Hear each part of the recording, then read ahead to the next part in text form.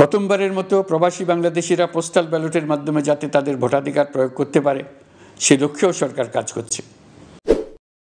Postal ব্যালটের মাধ্যমে vote দেওয়ার প্রক্রিয়া সাধারণত সেই সব ব্যক্তিদের জন্য যাদের ভোট কেন্দ্রের কাছে পৌঁছানো সম্ভব নয় বা যারা বিদেশে অবস্থান করছেন। এটি একটি সুরক্ষিত ও গোপন ভোটিং পদ্ধতি যা বিশেষ পরিস্থিতিতে ব্যবহৃত হয়।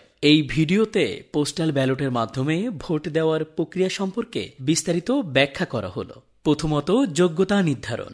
যারা নির্বাচনী কেন্দ্রের কাছে উপস্থিত হতে পারেন না, যেমন অসুস্থ ব্যক্তি, বৃদ্ধ বা যাদের শারীরিক প্রতিবন্ধকতা রয়েছে, তারা পোস্টাল ব্যালটের মাধ্যমে ভোট দিতে পারেন। বিদেশে অবস্থানরত নাগরিকরা যারা ভোট কেন্দ্রে পৌঁছানোর জন্য দেশে আসতে পারছেন না, তারা পোস্টাল ব্যালটের মাধ্যমে ভোট দিতে পারবেন।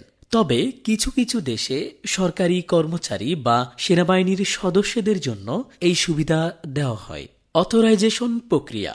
ভোটারকে প্রথমে পোস্টাল ব্যালটের জন্য আবেদন করতে হয়।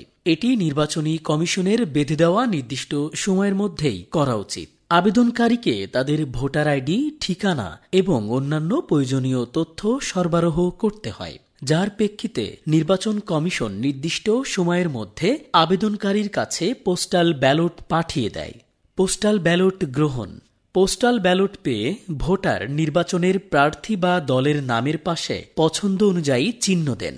ভোটটি গোপনে পূর্ণ করা হয়। ভোটার এটি সিলমোহর করে নির্দিষ্ট ঠিকানায় ফেরত পাঠান। ভোট প্রদান। পোস্টাল ব্যালট যথাসময়ে নির্বাচনী কর্তৃপক্ষের কাছে পৌঁছানো উচিত।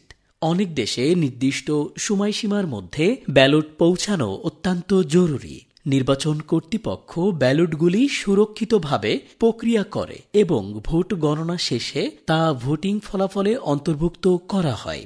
গোপনীয়তা ও নিরাপত্তা। পোস্টাল ব্যালটের গোপনীয়তা ও নিরাপত্তা নিশ্চিত করার জন্য বেশ কিছু ব্যবস্থা নেওয়া হয়, যেমন ভোটার পরিচয়ের গোপনীয়তা রক্ষা, ব্যালটের সিলমোহর নিশ্চিত করা এবং অবৈধ ব্যালট প্রতিরোধের জন্য সতর্কতা।